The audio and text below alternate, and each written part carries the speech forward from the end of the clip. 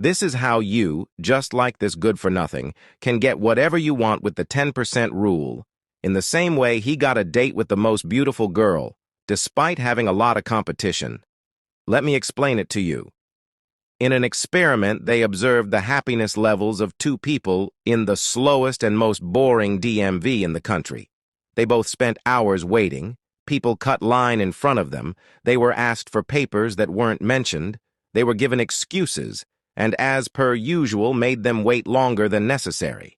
Already tired of the process, they were asked to rate their experience. One of them rated the experience as the worst of his life, while the other, surprisingly, rated it as average and mentioned it wasn't as bad as they made it seem. You may be wondering what went differently if both had gone through the same thing. What happened was that in the last few minutes they offered the second person a coffee with a donut. They sat him in a comfortable chair, and although they did not speed up his process, they were empathetic and asked for an apology with a smile. The last 10% of his experience was a good one, and while that didn't completely change his opinion, it definitely had a big impact, regardless of the fact that the first 90% was as bad as the other one.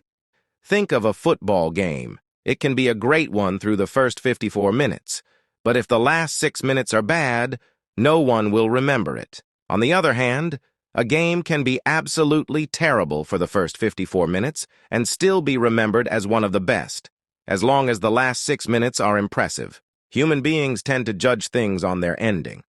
On the last 10%, we don't seem to mind the first 90% too much.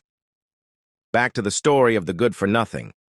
This gorgeous girl accepted a date with the most popular and attractive guy at her school, but she also accepted one with this good-for-nothing. The dates went as expected. She had a great time with the popular kid. They laughed and had a good time. People complimented them on what a great couple they made. He picked her up and opened the door for her. Everything went amazing.